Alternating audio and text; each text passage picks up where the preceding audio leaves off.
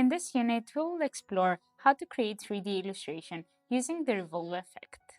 It allows us to clone a path around itself and create a sculpture. Let's go! In order to do so, firstly you will need to create a line and add a stroke for it. It's important, else your object is going to be transparent. You have to have in mind that the beginning of your path has to match the same line, the same axis with the end of it. So you can see this point here, it's on the same vertical line with that point there. And that is because we don't want our glass to be open or something like that. Or even like perhaps I could amend this path and make the glass being an actual one that doesn't have any filling within it. So something like this. And let's go ahead and make those corners a bit more round, and that should look a bit more as an actual glass. The next step is to select this line and go to Effect, 3D, and this time Revolve. As you will see, I will get an outcome that doesn't really feel like a glass, it feels like an abstract sculpture. And that is because it clones the object, the path, around the left axis, so here, instead of cloning it around an axis that goes through the right hand side of the object.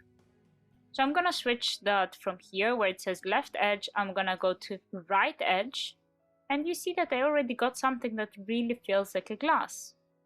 Another thing that I can do is, of course, like turn my glass and change the perspective that I'm seeing the glass from, and also through the handles here if that makes it easier for you. And I can also define the angle here, which is how many degrees I want my glass to turn around, so how many clones I want. Now if I reduce this number, you can see that my glass is actually now cut. So it's just half a glass, or almost half. So now we are at the exact half. And you can see on the inside. If I remove the cap, you see now that it doesn't have a closing as well. So I would suggest keep the cap on. Let's make the glass full again. So 360 is the number that you need to add on the degrees in order to get it full. The offset allows you to define from where is the path going to start. So if I'm going to increase the offset, you see that it leaves a gap between the center and the position where the object is going to start. In this case, again, it's not as helpful, so I'm going to reduce it to 0. You can, of course, change again the shading just by moving around this little indicator or by playing with the percentages. Once you're happy with all the amendments, you just press OK and your glass will be ready. And as you see still, you are able to select it as a path, and you can of course like even change the path, and the 3D object is going to correspondingly change. If I want to further edit, same as before applies, so you can go to 3D and Revolve because it's gonna ask you to apply a new effect instead of changing the existing one.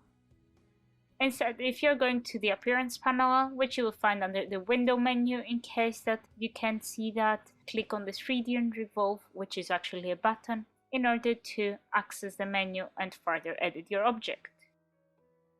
What you can also do is select the outline and switch to a different color. So for example, let's go to a bit of a lighter blue perhaps. Let's give it a try.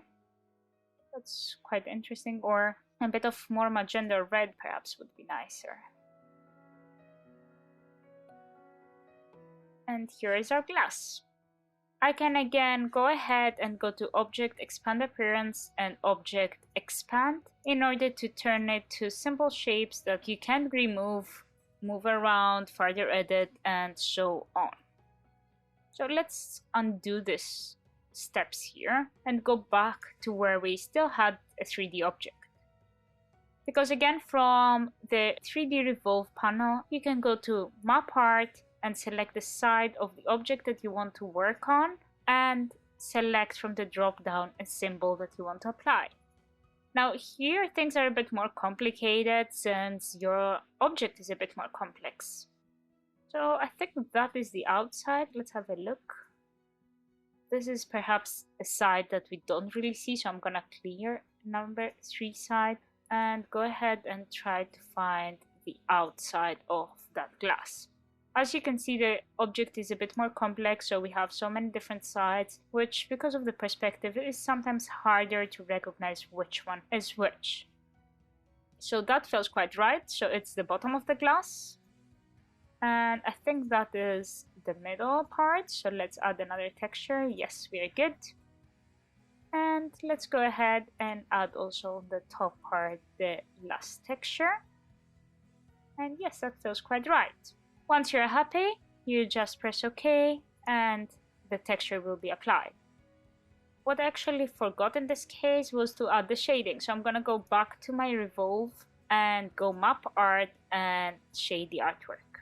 Also, I'm not really fancy of this top part, so I'm gonna go ahead and clear that side, which works I think a bit better. Even perhaps the bottom part, I'm gonna remove it and just keep that on the middle part, so it makes it look a bit fancier.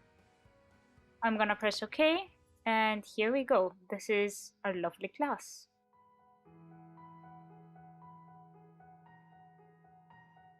Now that you have learned some very cool 3D effects in Adobe Illustrator, let's go ahead and jump into the practical phase.